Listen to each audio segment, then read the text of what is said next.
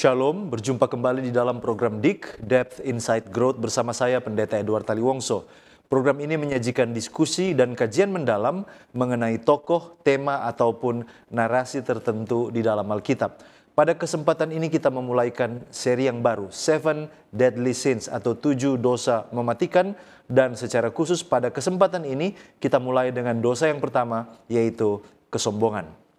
7 dosa mematikan adalah suatu pengelompokan perbuatan-perbuatan tercela di dalam tradisi kekristenan. Dan ini adalah merupakan cikal bakal mengapa ini disebut mematikan, oleh karena dari dosa-dosa inilah merembes kepada dosa-dosa yang lain, perbuatan-perbuatan tercela yang dapat dilakukan oleh manusia. Oleh karena itu kita akan menyoroti topik ini dan akan menolong saudara dan saya untuk mengidentifikasi diri kita masing-masing. Jangan sampai justru kita telah jatuh di dalam jerat dosa-dosa ini. Dan sahabat-sahabat sekalian, kita akan mempelajari lebih dalam. Itu sebabnya saya mengajak mari kita semua untuk berpartisipasi, bergabung bersama dengan kami di dalam pendalaman Alkitab pada kesempatan ini. Atau saudara yang menyaksikan tayangan ini lewat Facebook atau YouTube, disilakan untuk menuliskan komentar yang positif sehubungan dengan topik yang kita angkat pada kesempatan ini. Dan untuk membahas pelajaran kita, kami telah mengundang seorang narasumber. Narasumber kita adalah hamba Tuhan, Pendeta Brilianto Elvis Nati, Master of Divinity. Beliau telah menikah dengan Ibu Cenolitvia Matelda Adolong, sarjana pendidikan. Keluarga hamba Tuhan ini dikaruniai seorang anak yang diberi nama Brilitvia Malakia Nati. Hamba Tuhan menamatkan pendidikan S1 pada tahun 2014 dari Universitas Kelabat. Lalu kemudian menamatkan pendidikan S2-nya pada tahun 2019 di Philippine Christian University, Union Theological Seminary, Filipina. Telah melayani sebagai pendeta jemaat sejak tahun 2014 sampai sekarang ini. Dan sekarang ini ditugaskan sebagai pendeta jemaat di Jemaat Kalinaung dan Paulus, daerah Misi Minasa Utara dan Bitung. Dengan pengalaman dan latar belakang pendidikan, hamba Tuhan akan sangat menolong saudara dan saya untuk melihat topik yang sangat menarik ini. Mari kita sapa narasumber kita. Apa kabar Pendeta Elvis? Baik, Sir. Terima kasih Pendeta boleh bersama-sama dengan kami, boleh membantu di dalam pendalaman Alkitab ini. Sahabat-sahabat di rumah, terima kasih saudara sudah bersama-sama dengan kami. Kita akan kembali bersama dengan narasumber kita, Pendeta Elvis Nati, tetap di program DIK, Depth Insight Growth.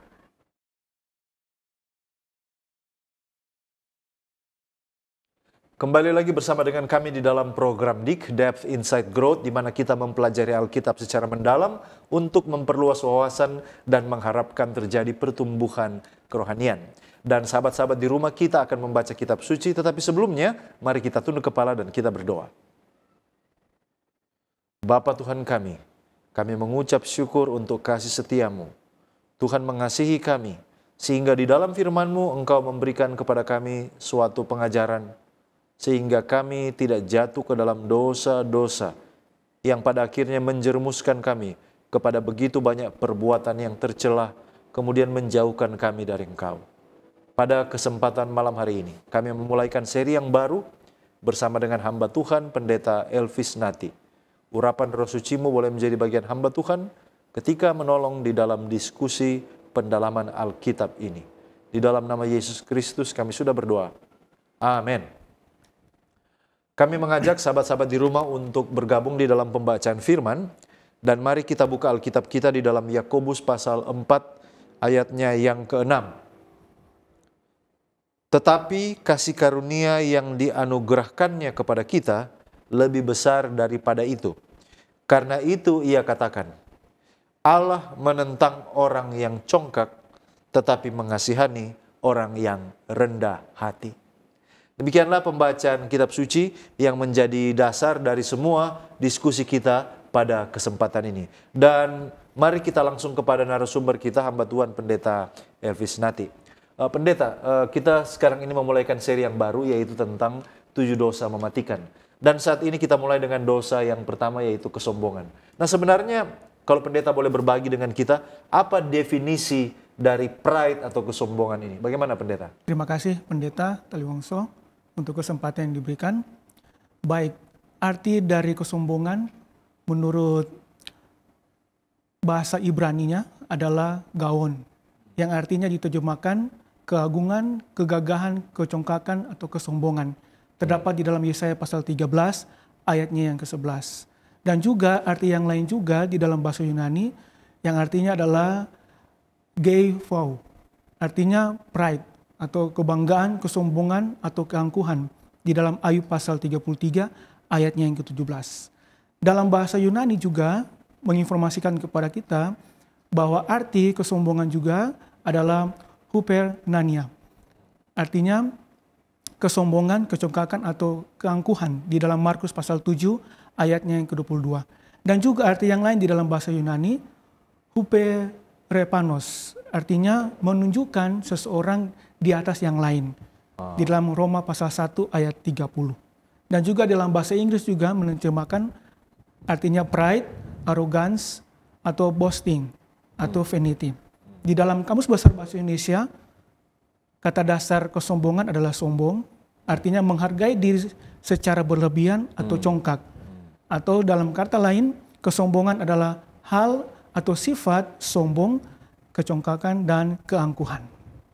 Jadi ini adalah definisi ya, pendeta sudah bagikan tadi dari beberapa bahasa asli Alkitab, bahasa Ibrani, Yunani, bahasa Inggris, dan juga bahasa Indonesia. Tadi. Ya. Baik pendeta, kita lanjutkan pertanyaan selanjutnya tentang apa sebenarnya yang mendasari sehingga seseorang melakukan dosa kesombongan ini. Apa yang mendasari sebenarnya? Terima kasih pendeta. Jadi apa yang mendasari seseorang untuk melakukan dosa kesombongan ini? Ya. Di dalam firman Tuhan, Mazmur pasal 10 ayatnya yang ketiga, karena orang fasik memuji-muji keinginan hatinya dan orang yang loba mengikuti dan menista Tuhan. Artinya adalah apa yang mendasari seseorang untuk melakukan dosa kesombongan adalah keinginan hati. Keinginan hati. Ayatnya selanjutnya, di ayatnya yang kedua, di dalam Mazmur pasal 10 ayatnya yang kedua, apa yang membuat mereka memuji keinginan hati mereka? Oleh karena mereka congkak, orang fasik giat memburu orang yang tertindas, mereka terjebak dalam tipu daya mereka yang dirancangkan. Pena Inspirasi juga menginformasikan kepada kita bahwa Tuhan mengaruniakan kepada orang-orang yang hidup sebelum air bah, ingin memberi pemberian kepada mereka dan menggunakan kelimpahan untuk meninggikan diri mereka sendiri. Dan kutipan selanjutnya di dalam Pena Inspirasi mengatakan bahwa mereka berusaha untuk memuaskan keinginan hati mereka yang sombong dan bersuka-suka dalam kepelasiran dan kejahatan. Dan juga ditambahkan bagaimana malaikat-malaikat dengan penuh kesukaan mengakui persembahan atau pemerintahan Kristus dengan menyembah, sujud di hadapannya serta mengatakan hormat dan kasih mereka. Lucifer sujud bersama-sama dengan mereka, tetapi di dalam hatinya terdapat satu pergumulan yang hebat. Apa itu? Apabila lagu-lagu pujian dinyanyikan dengan alunan yang merdu, menggema ribuan suara yang riang gembirang, roh jahat timbul dalam hatinya. Sehingga lagi-lagi ia dipenuhi dengan kesombongan akan kemuliaan dirinya. Keinginannya untuk memerintah timbul kembali dan kecemburuan terhadap Kristus sekali lagi dimanjakan. Itu Pena Inspirasi dikatakan di dalam Para Nabi dan Bapa jilid 1 halaman 85 paragraf yang pertama dan Para Nabi dan Bapa jilid 1 halaman 25 paragraf yang pertama. Ya, baik. Terima kasih. Jadi apa yang mendasari seseorang untuk melakukan dosa tersebut adalah keinginan dari hati ya, untuk meninggikan diri. Nah baik, pendeta, pertanyaan selanjutnya mungkin jadi pertanyaan kita, bagaimana melihat ciri-ciri orang yang terperangkap di dalam dosa kesombongan, atau mungkin juga memeriksa diri kita sendiri ya, bagaimana caranya kita melihat ciri-ciri orang yang terperangkap dalam dosa ini? Terima kasih pendeta. Jadi kita melihat ciri-ciri apa yang sampai kita dapat terperangkap di dalam dosa kesombongan ini. Yang pertama kita bisa melihat tentang keinginan hati untuk menerima pujian. Kemudian merasa lebih daripada orang lain. Kemudian memperlihatkan prestasi atau keberhasilan kepada orang lain. Yang berikut adalah tidak menerima kekurangan. Sama seperti di dalam Filipi pasal 2 ayat 3-4. Dengan tidak mencari kepentingan sendiri atau puji-pujian yang sia-sia, sebaliknya hendaklah dengan rendah hati yang seorang menganggap yang lain lebih utama daripada dirinya sendiri. Dan janganlah tiap-tiap orang hanya memperhatikan kepentingan diri sendiri, tapi kepentingan orang lain juga. Baik, terima kasih Pendeta, luar biasa untuk jawabannya yang sudah mempersiapkan kita semua untuk masuk lebih dalam. Dan puji Tuhan untuk apa yang sudah kita dengarkan, dan kita akan masuk lebih dalam untuk menggali tentang dosa kesombongan. Namun sebelum kita lanjutkan, kita akan mendengarkan pesan-pesan rohani berikut ini, tetaplah bersama dengan kami.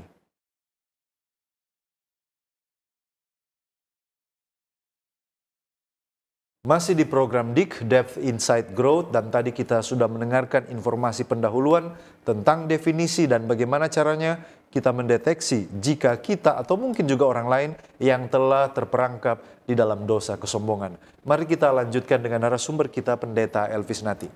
Baik Pendeta, tadi Pendeta sudah berikan ciri-ciri ya tentang bagaimana orang yang kemudian kita lihat dia terperangkap di dalam dosa kesombongan. Nah, apakah di dalam Alkitab ada cerita, baik itu di Perjanjian Lama maupun Perjanjian Baru, yang memberikan pelajaran atau ilustrasi tentang betapa bahayanya dosa kesombongan ini? Bagaimana? Apa yang Pendeta boleh bagikan dengan kita? Terima kasih Pendeta. Di dalam Alkitab ada begitu banyak kisah yang menceritakan tentang bagaimana seorang ini terperangkap di dalam dosa kesombongan.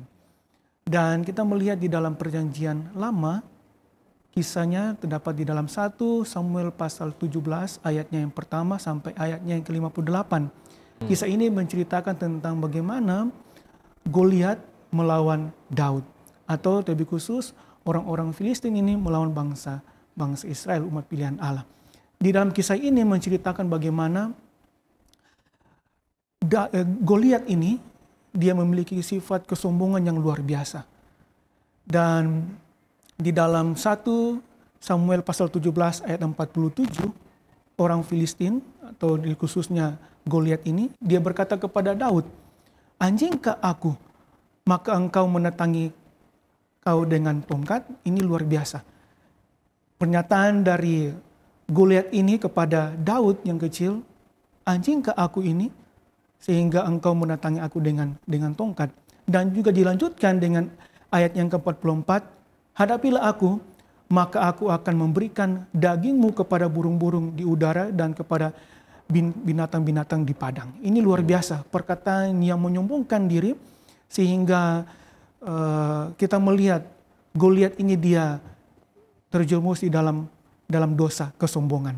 Sehingga kita melihat di akhir kisah ini, Daud yang dia anggap itu rendah, dia anggap itu hina, tetapi dengan pertolongan Tuhan, Daud ini mengalahkan Goliat dengan batu. Di dalam Alkitab menceritakan batu kecil menerobos ke dahinya sehingga dia jatuh dan Daud memotong kepalanya. Ini menandakan bahwa dosa kesombongan itu ketika kita menganggap orang lebih rendah, pasti kita akan jatuh.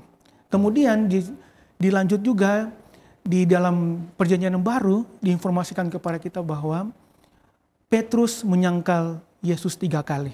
Di dalam Matius pasal 26 ayat 30 sampai 35 dan Matius pasal 26 ayat 69 sampai 75. Mengisahkan tentang Petrus menyangkal Yesus 3 kali. Di dalam kisah ini, di mana Yesus berkata kepada murid-muridnya di ayatnya yang ke-31 di dalam Matius pasal 26. "Malam ini kamu semua akan tergoncang imanmu karena aku. Sebab ada tertulis, aku akan membunuh gembala dan kawan domba itu akan tercerai-berai." Dan juga ditambahkan di ayat yang 32, "Akan tetapi sesudah aku bangkit, aku akan mendahului kamu ke Galilea." Pernyataan ini yang Yesus sampaikan kepada murid-muridnya saat itu. Dan ketika Petrus, salah satu dari murid Yesus, dia mendengar akan hal itu, secara spontan dia menunjukkan akan kesombongannya. Terlihatnya di dalam ayatnya yang ke-33. Petrus menjawab, "Biarpun mereka semua tergoncang imannya karena engkau, aku sekali-kali tidak." Dan ditambahkan lagi di ayat yang 35, "Sekalipun aku harus mati bersama-sama dengan engkau, aku takkan menyangkal engkau." Ini luar biasa. Satu sikap yang luar biasa yang ditunjukkan oleh Petrus ketika Tuhan katakan bahwa aku akan diserahkan, aku akan mati tergoncang akan iman. Dia berdiri dengan gagahnya dan dia berkata bahwa sekalipun aku tidak akan tergoncang iman dan bahkan akan harus mati bersama-sama engkau, aku tidak akan menyangkal engkau. Tetapi apa yang terjadi? Hasilnya di dalam ayat yang ke-69 sampai 75 kita tahu ceritanya bahwa Petrus menyangkal Yesus 3 kali. Ketika kesombongannya timbul dan dia menyadari bahwa dia ingat apa yang Tuhan katakan bahwa dia akan menyangkal Yesus 3 kali. Dan di situ kesombongan dari Petrus hilang. Ketika dia menyampaikan kepada murid-muridnya bahwa sekalipun aku tidak, dan bahkan Yesus pun mendengar hal itu. Dan pada akhirnya dia menyangkal Yesus 3 kali. Terlalu percaya diri ya, terlalu percaya diri. Baik, terima kasih pendeta. Nah, semua dosa tentu punya dampak baik kepada diri sendiri, hubungan kita dengan sesama manusia maupun juga hubungan kita dengan Tuhan. Nah, sekarang kita memulai sebuah pertanyaan. Kira-kira dampak dosa kesombongan ini kepada diri saya secara pribadi, apa dampak yang merusak bagi saya secara pribadi? Bagaimana pendeta melihat hal ini? Terima kasih pendeta. Dampak yang ditimbulkan dari kesombongan untuk diri kita sendiri. Firman Tuhan jelas mengatakan kepada kita di dalam Yesaya pasal 2 ayat 17 dan Yesaya pasal 5 ayat 15. Itu adalah kita direndahkan. Ayatnya berkata demikian.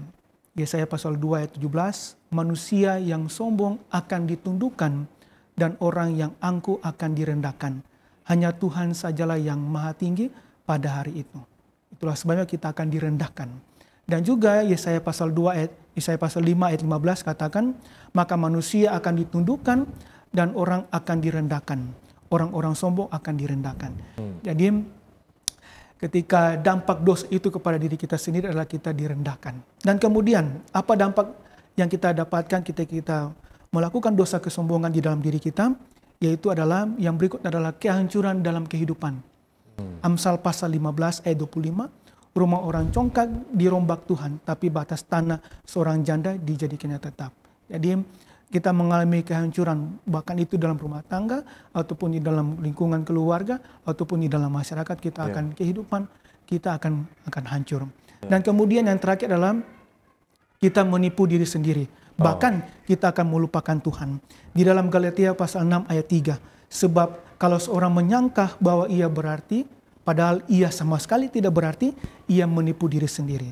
Dan juga ayat yang keempat, baiklah tiap-tiap orang menguji pekerjaannya sendiri, maka ia boleh bermegah melihat keadaannya sendiri dan bukan melihat keadaan orang lain. Yakobus pasal 4 ayat 13 sampai 16 mengatakan bahwa, jadi sekarang hai kamu yang berkata, hari ini atau besok kami berangkat ke kota Anu, dan di sana kami akan tinggal setahun dan berdagang serta mendapat untung. Sedangkan tidak tahu apa yang akan terjadi besok. Apakah arti hidupmu? Hidupmu itu sama seperti uap yang sebentar saja kelihatan lalu lenyap. Sebenarnya kamu harus berkata, jika Tuhan mengendakinya, kami akan hidup dan berbuat ini dan itu. Tapi sekarang kamu memegahkan diri dan congkakmu, dan kamu semua kemegahan yang demikian adalah salah. Jadi itulah dampak-dampak yang kita akan alami ketika kita melakukan dosa kesombongan di dalam diri kita sendiri. Baik, terima kasih pendeta. Nah, sekarang bagaimana dampak dosa ini kepada hubungan kita dengan sesama, dengan tetangga, atau mungkin dengan rekan, atau dengan keluarga? Bagaimana pendeta melihat? Baik, terima kasih pendeta. Dampak yang ditimbulkan bukan hanya pada diri kita sendiri, tapi juga kepada orang lain. Yang pertama adalah kita akan saling bertengkar atau saling bermusuhan satu sama yang lain. Amsal pasal 13 ayat 10. Keangkuhan hanya menimbulkan pertengkaran, tapi mereka yang mendengarkan nasihat mempunyai hikmat. Jadi sangat jelas Alkitab mengatakan bahwa dampak dosa kesombongan ini mengakibatkan pertengkaran untuk hubungan kita dengan orang lain. Dan kemudian yang kedua adalah merendahkan akan orang lain. Kita melihat orang lain itu menjadi rendah. Di dalam Filipi pasal 2 ayat 3 dan 4, dengan tidak mencari kepentingan sendiri atau puji-pujian yang sia-sia. Sebaliknya hendaklah dengan rendah hati seorang menganggap yang lebih utama daripada dirinya sendiri. Yang lain lebih utama dari diri sendiri. Dan janganlah tiap-tiap orang hanya memperhatikan kepentingan diri sendiri, tapi kepentingan orang lain juga. Jadi kita akan berdampak buruk kepada sesama hubungan kita dengan orang lain oleh karena pertengkaran dan kita memandang orang lain itu lebih rendah daripada kita.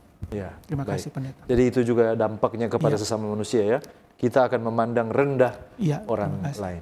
Nah, dan ini yang paling penting. Bagaimana dampak dosa ini kepada hubungan kita dengan Allah sebagai pencipta kita? Bagaimana pendeta melihat? Terima kasih pendeta. Nah, ini yang krusial. Kalau kita melakukan dosa kesombongan, apa hubungan kita dengan Allah? Yang pertama adalah kita menjadi musuh Allah. Menjadi musuh Allah. Yakobus pasal 4 ayat 6. Tetapi kasih karunia yang dianugerahkannya kepada kita lebih besar daripada itu. Karena itu ia katakan Allah menentang orang yang congkak tapi mengasihani orang yang rendah hati. Ini sudah jelas Alkitab mengatakan orang yang menghidupkan kehidupan kesombongan berdampak kepada hubungannya dengan Allah adalah bermusuhan. Yang kedua di dalam 1 Petrus 5 ayat yang kelima. Demikian jugalah kamu, hai orang-orang muda, tunduklah kepada orang-orang yang tua. Dan kamu semua direndahkan dirimu seorang terhadap yang lain sebab Allah menentang orang yang congkak tapi mengasihi orang yang rendah hati. Ini luar biasa.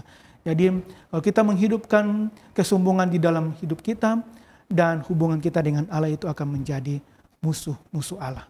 Dan sudah pasti kita akan terpisah dengan Allah. Terima kasih.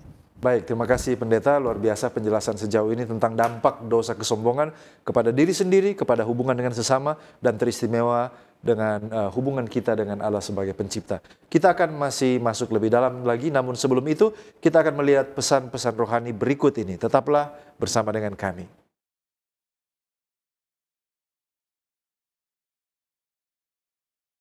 Kembali lagi di dalam program DIK, Depth Insight Growth, dan bagi sahabat-sahabat yang baru bergabung, kita memulaikan seri yang baru yaitu tentang 7 dosa mematikan.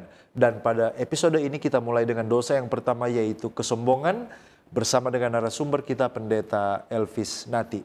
Tadi kita sudah mendengarkan pemaparan dari narasumber kita tentang apa definisi dari dosa ini. Lalu kemudian juga kita melihat contoh-contoh di dalam Alkitab dari perjanjian lama maupun dari perjanjian baru bagaimana begitu merusaknya dan merugikannya dosa kesombongan ini. Lalu kemudian kita sudah melihat juga dampak dari dosa ini kepada 3 pihak. Yang pertama diri sendiri, kedua hubungan kita dengan sesama, dan juga hubungan kita dengan Allah sebagai pencipta. Nah sekarang kita masih akan bertanya lagi kepada narasumber kita, hamba Tuhan Pendeta Elvis Nati.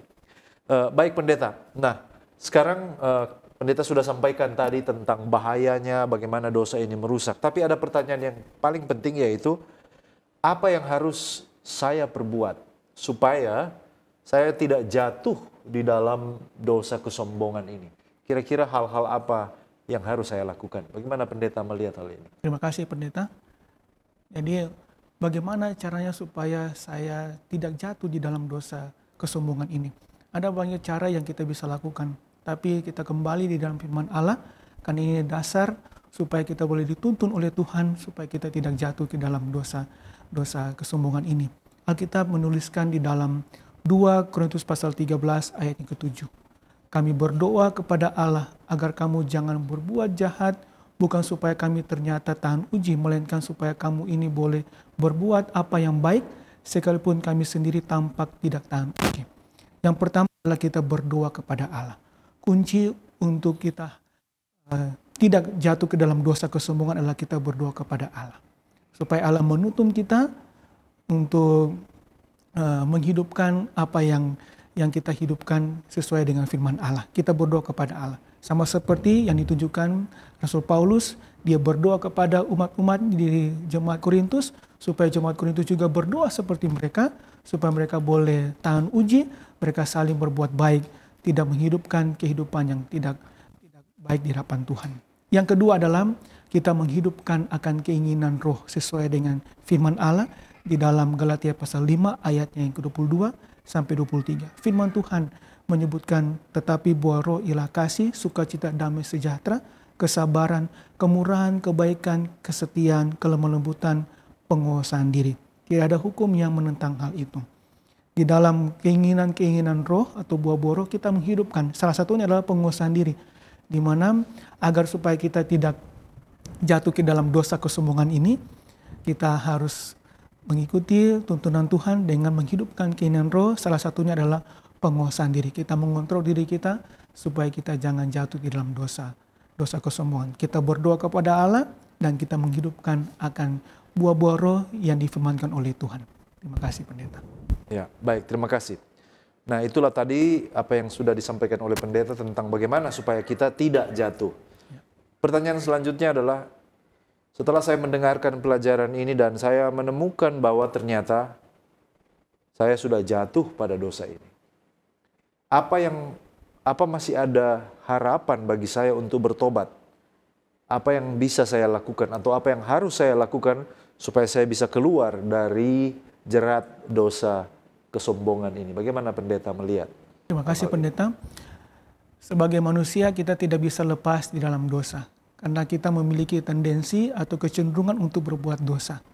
Dan ketika kita melakukan dosa itu tersebut, dan apa yang kita harus lakukan supaya kita boleh bertobat dan kita boleh mendapatkan harapan untuk tidak jatuh di dalam dosa yang sama. Dalam hal ini dosa kesombongan.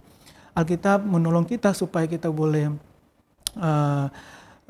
keluar dari masalah ini. Firman Tuhan jelas di dalam Kisah pasal 8 ayat 22 sebagai penuntun kita supaya kita tidak jatuh di dalam dosa yang sama adalah Kisah 8 ayat 22, jadi bertobatlah dari kejahatanmu ini dan berdoalah kepada Tuhan supaya Ia mengampuni niat hatimu ini. Jadi kita berdoa, kita bertobat kepada Allah. Kita minta pertobatan daripada Allah ketika kita telah melakukan dosa itu dan kita minta pertobatan daripada Allah. Yang berikut, yang kedua adalah kita sadar dan kita bertobat. Ada kalanya kita sadar kemudian kita tidak bertobat. Ada kita bertobat tapi kita melakukan hal yang sama. Kisah pasal 3 ayat 19 menolong kita supaya kita boleh mendapatkan jawaban ketika kita jatuh ke dalam dosa kesombongan ini. Apa yang kita lakukan? Kita sadar dan kita bertobat. Karena itu sadarlah dan bertobatlah supaya dosamu dihapuskan. Agar Tuhan mendatangkan waktu kelegaan dan mengutus Yesus yang dari semula diuntukkan bagimu sebagai Kristus. Jadi kita sadar. Ternyata kita seringkali kita melakukan dosa yang kita tidak sadar. Nah, itulah sebabnya saat ini ketika kita melakukan dosa kesombongan, kita sadar. Ternyata kita sudah jatuh ke dalam dosa kesombongan. Kita sadar dan kita bertobat kepada Allah. Terima kasih pendeta. Baik. Terima kasih pendeta. Inilah yang harus kita lakukan seandainya kita ternyata mendapati diri kita sudah jatuh di dalam dosa ini. Apakah pendeta bisa berbagi dengan kita ada kutipan dari tulisan yang diinspirasikan sehubungan dengan secara khusus bicara tentang dosa kesombongan ini? Baik, terima kasih pendeta. Pena inspirasi menuliskan kepada kita sebagai informasi tambahan di dalam nasihat bagi sidang halaman 242 paragraf yang kedua. Diinformasikan kepada kita bahwa setelah air bah, sebagian besar makanan manusia terdiri dari daging. Allah melihat bahwa angan-angan hati manusia itu jahat. Manusia menyombongkan diri di hadapan Allah dan menurut kehendak hatinya. Maka Allah membiarkan manusia memakan daging untuk memendekkan usia manusia yang berdosa. Setelah air bah, perawakan manusia merosot dan umurnya pun semakin pendek. Ini menolong kita bagaimana pada saat peristiwa air bah, manusia menyombongkan diri. Allah tahu angan-angan hati manusia itu akan lebih jahat. Itulah sebabnya Allah membiarkan hal itu terjadi supaya membuktikan bahwa ini kesombongan, dosa kesombongan ini akan berdampak sangat kuat di dalam diri kita ataupun di dalam iman kita kepada Allah. Dan juga pena inspirasi juga menyebutkan di dalam iman dan perbuatan halaman 163 paragraf yang kedua, mereka yang dengan berani berasumsi tentang kesucian membuktikan bahwa mereka tidak melihat diri mereka dalam terang dari hukum Allah. Mereka tidak diterangi secara rohani dan mereka tidak merasa bahwa mementingkan diri sendiri dan kesombongan telah menyerang pikiran. Dari bibir mereka yang ternoda dosa, mereka mengatakan hal yang bertentangan. Saya suci, saya tidak berdosa. Yesus mengajarkan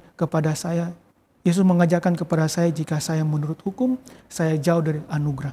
Hukum adalah tali pengikat. Tuhan berkata, diberkatilah kiranya mereka yang melakukan hukum-hukumnya, bahwa mereka berhak akan pohon kehidupan dan dapat masuk kepada gerbang kota itu. Kita harus mempelajari firman Allah dengan hati-hati agar kita dapat sampai kepada satu keputusan yang benar dan bertindak dengan benar. Lalu kita akan menuruti firman Allah dan berjalan harmonis dengan suci kepada Allah. Inilah merupakan satu informasi kepada kita bagaimana kita melakukan dosa kesombongan. Firman Allah menurut pena inspirasi menuliskan kepada kita, mengingatkan kepada kita bahwa dosa kesombongan itu berdampak buruk kepada diri kita. Dan kita harus setia kepada Allah, berdoa kepada Allah supaya kita boleh diubahkan untuk setia dengan Tuhan. Terima kasih Pendeta. Baik, terima kasih Pendeta. Sungguh sangat menarik ya topik yang kita angkat pada saat ini. Dan ini membuka mata kita supaya kita memeriksa diri kita masing-masing. Jangan sampai kita jatuh kepada jerat dosa kesombongan. Dan kita sekarang ini sudah tiba kepada bagian rangkuman. Sebagai kesimpulan dari pembahasan kita, bolehkah Pendeta memberikan closing statement, kesimpulan, manfaat-manfaat rohani yang bisa kita semua pelajari dan bawa pulang untuk pertumbuhan kerohanian kita masing-masing. Disilakan kepada Pendeta. Baik, terima kasih Pendeta. Tentu saja ketika kita berkata bahwa saya tidak sombong, pasti engkau sombong. Iya. Oh, saya sombong, pasti juga orang katakan memang engkau sombong. Jadi apa yang kita lakukan? Apa yang harus kita lakukan? Dan sebagai closing statement ataupun kesimpulan, dosa kesombongan ada pada diri kita sebagai manusia. Tetapi mintalah Tuhan untuk perlahan-lahan, tetapi pasti menghilangkan dosa kesombongan di dalam diri kita. Terima kasih Pendeta. Baik, terima kasih. Luar biasa. Dan Pendeta, bolehkah Pendeta berdoa untuk menutup diskusi kita? Doakan juga sahabat-sahabat di rumah yang boleh terberkati lewat diskusi pelajaran kita pada kesempatan ini. Disilakan kepada Pendeta. Terima kasih Pendeta. Mari kita berdoa. Terima kasih banyak Tuhan, oleh karena tuntunan Tuhan, berkat Tuhan. Saat ini kami telah dibekali dengan firman Tuhan. Bagaimana dosa kesombongan dan bagaimana cara untuk kami mau hidup setia dengan Tuhan. Kami mau memperlakukan hidup kami berarti kepada Tuhan dan kepada sesama untuk menghindari dosa kesombongan. Terima kasih banyak Tuhan untuk nasihat firman Tuhan. Memberkati kami semua, para pemirsa, saudara-saudara yang ada di mana saja mereka berada. Kami akan mempercaya Tuhan akan memberkati, melindungi kami semua. Kami akan semua akan diberkati Tuhan dengan limpahnya untuk hidup setia dengan Tuhan. Terima kasih banyak Tuhan untuk pekabaran firman Tuhan melalui tayangan ini. Di dalam nama Yesus kami sudah berdoa. Amin. Amin. Puji Tuhan.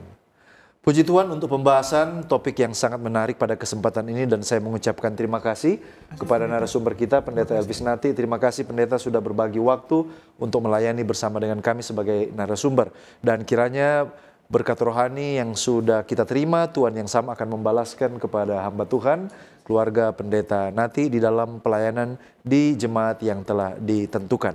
Dan kami juga mengucapkan terima kasih kepada sahabat-sahabat di rumah yang tetap setia bersama dengan kami sampai saat ini. Bahkan juga kepada sahabat Hope Channel Indonesia yang terus menyaksikan program-program dari Cornelius Media. Saya percaya ketika kita mencintai mempelajari Alkitab, kita akan bertumbuh bersama-sama. Jika Anda telah diberkati lewat pelayanan media ini, berkenan kiranya saudara-saudari untuk follow, like, atau subscribe akun media sosial kami dan bagikan link tayangan ini kepada orang-orang terkasih. Dan sahabat-sahabat di rumah, demikianlah perjumpaan kita pada kesempatan ini.